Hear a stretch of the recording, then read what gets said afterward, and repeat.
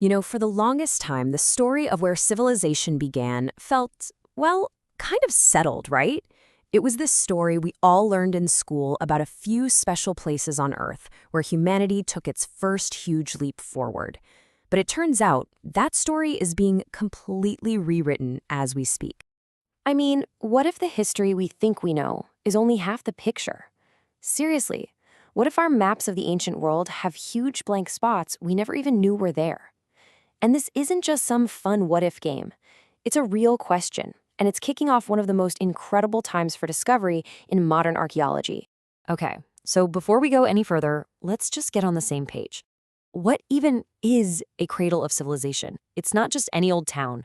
We're talking about a place where a super complex society, with cities, different social classes, even writing, just appeared, all on its own, independently. No one handed them a manual.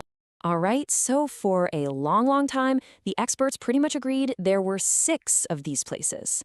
These are the originals, the spots where we've always been taught that our story, the story of civilization, really kicked off. And yeah, these names are probably going to ring a bell from school. You've got Mesopotamia, the OG of cities and writing. Ancient Egypt with the pyramids and all that. You've got ancient India, ancient China, and then over in the Americas, the Andean coast and Mesoamerica. For ages, these 6 were it, the only places where that spark of civilization happened from scratch. But this is where things get really interesting. What if that nice, tidy list of 6 is wrong, or at least incomplete? What if there's a whole other chapter to this story that's been hidden this whole time? And the key to finding this hidden chapter? Well, it wasn't some Indiana Jones character hacking through the jungle. Nope, it was a student with a laptop and Google.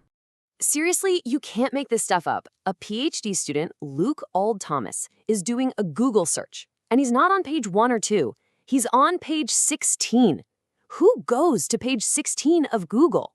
And there, he finds this laser survey from like 10 years ago, just sitting on the internet, totally overlooked. And it held the data that was about to change, well, everything. So how did he see it? The tech is called LiDAR, and it's basically magic. Imagine a plane flying over a super dense jungle. It shoots thousands of laser pulses down at the ground. By measuring how long each pulse takes to bounce back, it can create a crazy detailed 3D map of the ground underneath all the trees. It's like digitally shaving the planet. And when they digitally peeled back that jungle canopy in Mexico, boom, there it was. A huge, sprawling, lost Mayan city. A metropolis that scientists are now calling Valeriana. Now look, finding Valeriana isn't just about sticking another pin on the map. This is way bigger. This discovery is forcing us to rethink everything we thought we knew about the entire Mayan civilization. I mean, the scale of this place is just mind-blowing. LiDAR found over 6,000 individual buildings.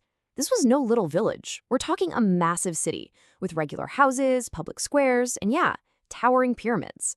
And it wasn't empty. At its peak, archaeologists think somewhere between 30 and 50,000 people called Valeriana home. To put that in perspective, that's more people than live in a lot of that same area today. So yeah, this just completely flips the script on the Maya. The old idea was, a bunch of small, isolated cities just kind of dotted around the jungle. What discoveries like Valeriana are showing us is the total opposite, a huge, densely packed, and super connected network. So how are they all connected? Well, one archaeologist, Richard D. Hansen, has the perfect way to describe it. He calls the Mayan road system the world's first superhighway system. That's right, this wasn't a bunch of disconnected towns, it was a unified network. And we're not talking about little dirt paths here. These were massive, raised causeways, some of them over 130 feet wide. They were engineered to link major cities across hundreds of miles. Just an unbelievable feat of engineering. Think about it like this.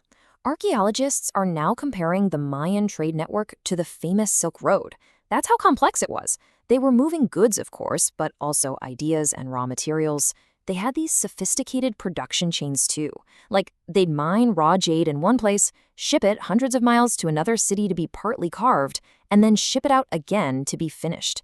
This was a massive, complex, continental-scale economy at work.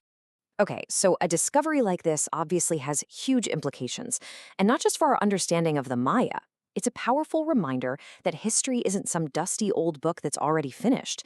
The story of our past is literally still unfolding, often right under our feet. It means that these things we've been looking at for centuries, these things that just look like, hills covered in trees, Are now being revealed as lost pyramids, as the forgotten buildings of an entire lost world. And that, right there, is the big takeaway. The past isn't as far away as we think. It's not just in books. It's a real, physical thing, hiding right there in plain sight, just waiting for us to find the right tools and ask the right questions to see it again. which, of course, leaves us with one last really exciting thought. As tech like LiDAR gets cheaper and easier to use, and we start pointing it at all the other unexplored corners of the world, what else is out there? What other lost worlds and hidden stories are just waiting for us to find them?